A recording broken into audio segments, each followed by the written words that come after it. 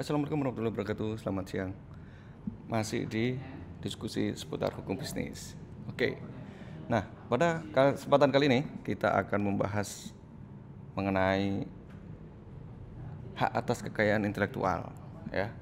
Pastinya kita akan mengupas sedikit tentang apa sih manfaat dengan adanya hak atas kekayaan intelektual itu, khususnya mengenai tujuannya apa, gitu ya. Nah, sebelum kita menjawab pertanyaan ini, terlebih dahulu kita perlu mengerti ya, kira-kira apa sih definisi dari hak atas kekayaan intelektual itu sendiri. Nah, secara sederhana, hak atas kekayaan intelektual itu bisa kita artikan sebagai hak yang bersumber dari hasil kegiatan intelektual manusia, khususnya kegiatan yang mempunyai nilai ekonomis, ya. Nah, hak ini pada dasarnya bersifat eksklusif. Mengapa? Karena hanya diberikan khusus kepada orang atau sekelompok orang, ya, yang menciptakan suatu karya, gitu ya, atau yang membuat suatu invention atau penemuan. Nah, melalui hak ini harapannya adalah orang lain tidak dapat memanfaatkan secara ekonomis karya cipta, ya, milik orang lain tanpa seizin dari si penciptanya, ya, atau tanpa seizin dari si pemilik hak atas kekayaan intelektualnya. Nah, kesimpulannya adalah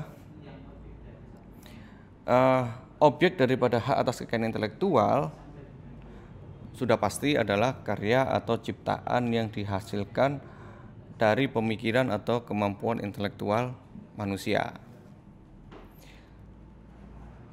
Nah, berbicara mengenai tujuan kenapa diadakan hak atas kekayaan intelektual, yang paling utama adalah untuk melindungi si pemilik karya. Karena di dalam karya-karya yang dibuatnya tadi, yang melalui serangkaian proses intelektual, ya, yang tentunya itu tidak mudah dan tidak sederhana, akan menghasilkan hak ekonomis bagi si pembuat karya tersebut. Nah, hak ekonomis inilah yang bisa memberikan kesejahteraan bagi si penciptanya atau si pemilik hak atas kekayaan intelektualnya. Sehingga dengan nilai ekonomis ini, maka ini menjadi objek yang menarik ya bagi orang lain untuk memanfaatkannya, terlebih dengan jalan-jalan yang melawan hukum. Nah, ini yang tidak dikehendaki. Oleh sebab itu, haki diadakan selalu dengan tujuan untuk melindungi si pemilik karya. Oke.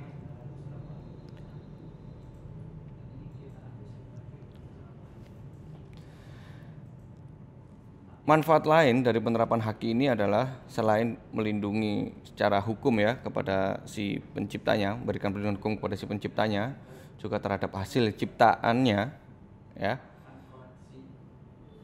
Haki diadakan untuk mengantisipasi berbagai pelanggaran hak atas kekayaan intelektual orang lain.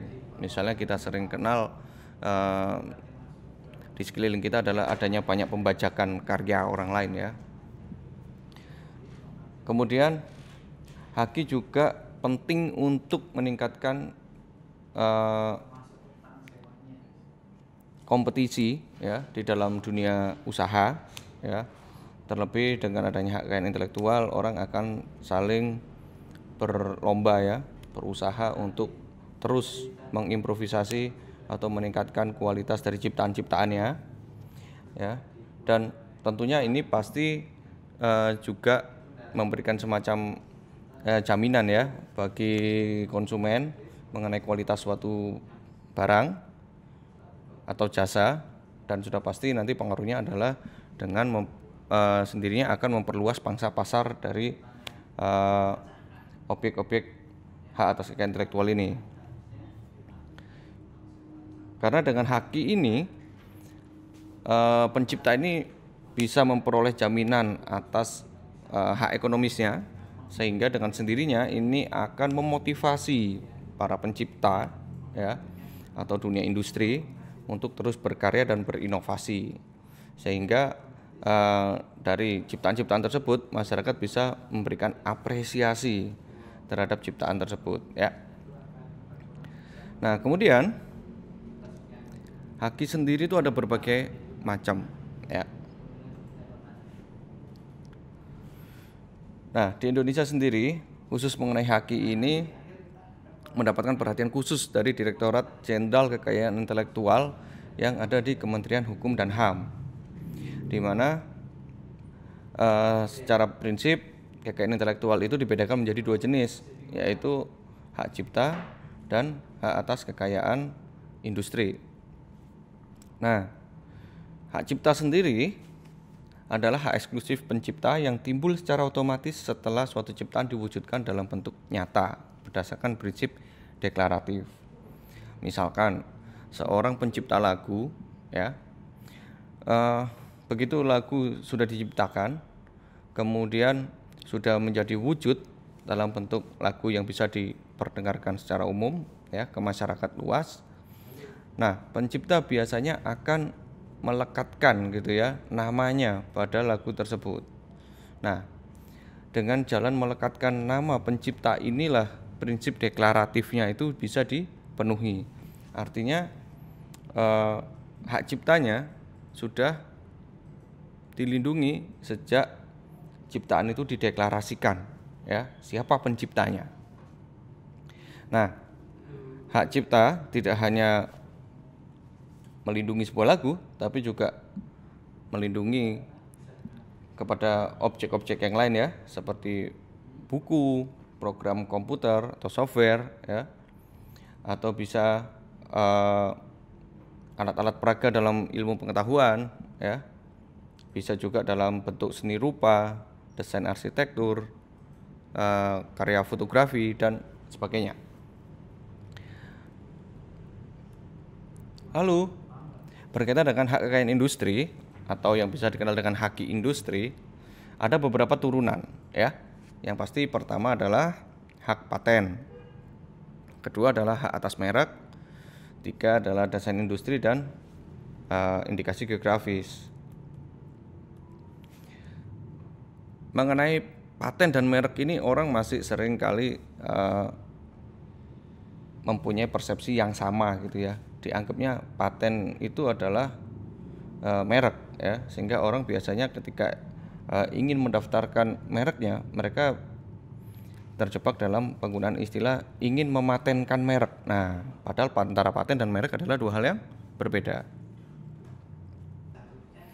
Nah, lalu apa yang dimaksud dengan merek itu sendiri? Merek adalah tanda yang dapat ditampilkan secara grafis, baik berupa gambar, logo, nama, kata, susunan huruf, ya, atau bahkan susunan warna, atau mungkin kombinasi dari gambar maupun susunan huruf, ya. Nah, pada prinsipnya merek itu perlu untuk membedakan barang atau jasa yang diproduksi oleh orang atau badan hukum, ya, dalam kegiatan perdagangan barang dan atau jasa. Merek sendiri itu pada prinsipnya ada dua, ya, baik merek dagang maupun merek jasa. Nah, merek yang digunakan pada barang yang diperdagangkan oleh seseorang itu kita sebut dengan merek dagang. Sedangkan merek jasa itu biasanya merek yang digunakan kepada perorangan atau perusahaan yang memperdagangkan suatu jasa, ya. Misalkan untuk kantor-kantor firma hukum, ya, atau misalkan untuk klinik-klinik dokter tertentu, ya. Biasanya yang menggunakan merek jasa ini adalah para profesional seperti kantor akuntan publik dan seterusnya. Oke, kemudian fungsi pemakaian merek itu sendiri adalah satu, sebagai tanda pengenal, ya, untuk membedakan hasil produksi yang dihasilkan seseorang atau beberapa orang, baik itu secara bersama-sama ataupun misalkan untuk membedakan hasil produksi yang dibuat oleh suatu badan usaha, ya. Kedua, merek juga penting sebagai alat untuk promosi, ya. Ketika seseorang ingin memperkenalkan suatu produk, bisa jadi dia akan menyebutkan nama produknya atau hanya mempertontonkan logo atau susunan warna atau susunan huruf yang itu nanti akan dikenal secara luas oleh konsumen, ya. Ketiga, merek itu juga menjadi jaminan mutu atas suatu barang yang diproduksi, dan merek juga penting untuk menunjukkan dari mana asal suatu barang itu diproduksi. Oke, kemudian apa sih pentingnya mendaftarkan merek itu ya? Nah, merek itu penting untuk didaftarkan pertama sebagai suatu alat bukti bagi pemilik yang berhak atas merek yang didaftarkannya. Ketiga, merek juga penting untuk mencegah orang lain menggunakan merek yang sama ya pada suatu barang yang pada pokoknya memiliki suatu kemiripan ya. Terlebih di dalam peredaran barang dan atau jasa, merek ini adalah suatu identitas atau suatu karakter tersendiri bagi suatu produk atau jasa yang dipasarkan. Kedua, terdapat beberapa merek yang tidak dapat didaftarkan. Oke, setelah kita tahu merek itu apa, nah sekarang gilirannya kita tahu apa itu paten. Nah, paten sendiri adalah hak eksklusif yang diberikan oleh negara kepada inventor atas hasil invensinya di bidang teknologi untuk jangka waktu tertentu. Nah, jangka waktu tertentunya adalah paten itu bisa diberikan untuk jangka waktu selama 20 tahun sejak tanggal penerimaan permohonan paten. Ya. Nah, di dalam jangka waktu tersebut, paten sendiri bisa dilaksanakan oleh si inventornya itu sendiri atau bahkan inventornya boleh memberikan izin kepada orang lain untuk melaksanakan hasil temuannya. Nah, sampai di sini dulu mengenai haki. Mudah-mudahan bisa diterima, bisa dipahami. Wassalamualaikum warahmatullahi wabarakatuh.